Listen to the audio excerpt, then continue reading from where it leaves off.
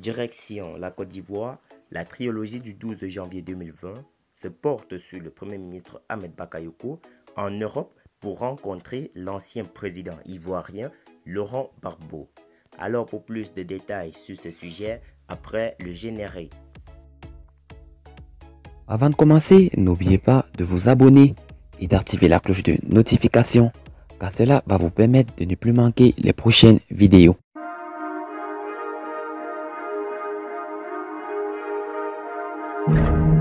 Les journaux ivoiriens se font l'écho ce mardi des préparatifs en vue des prochaines élections législatives, aussi bien dans les états-majors de l'opposition que ceux du RHDP du président Alassane Dramane Ouattara.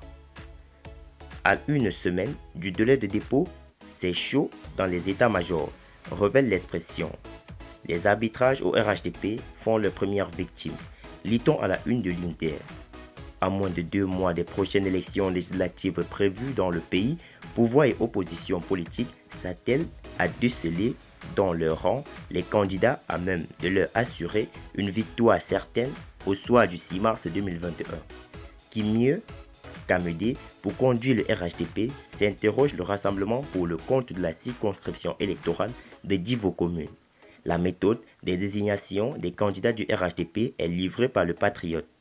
Et la liste des 5 personnalités choisies pour conduire le processus dans le jour plus.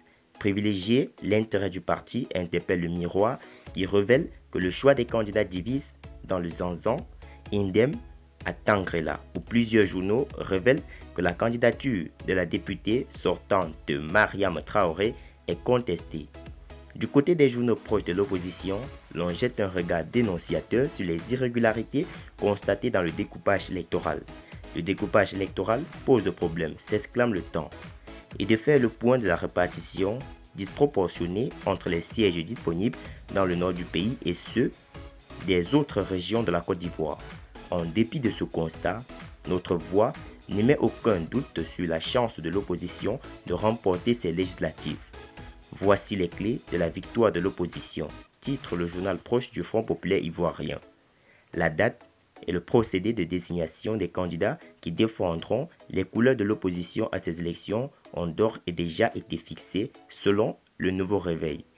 Et des missions mixtes de sensibilisation sont envisagées sur tout l'étendue du pays. Le Premier ministre Ahmed Bakayoko s'est rendu à Paris dans la nuit du jeudi 7 au vendredi 8 janvier 2021 par vol régulier de la compagnie Air France. Le chef du gouvernement n'y est pas en mission officielle, mais son départ a été validé par le président de la République, son Excellence Alassane Dramane Ouattara. De fait, d'aucuns se demandent ce que pouvait bien cacher ce voyage qu'il jugeait précipité. Est-ce pour un check-up ou est-ce pour aller rencontrer à Bruxelles l'ancien président Laurent Gbagbo acquitté par la Cour pénale internationale après les premières discussions avec ses émissaires à Abidjan en vue de son retour en Côte d'Ivoire? Ou est-ce pour rencontrer Guillaume Kibafory-Soro et tenter un rapprochement avec le président de la République, son Excellence Alassane Dramane Ouattara, ou encore Charles Blé Goudé qui lui est à l'AE?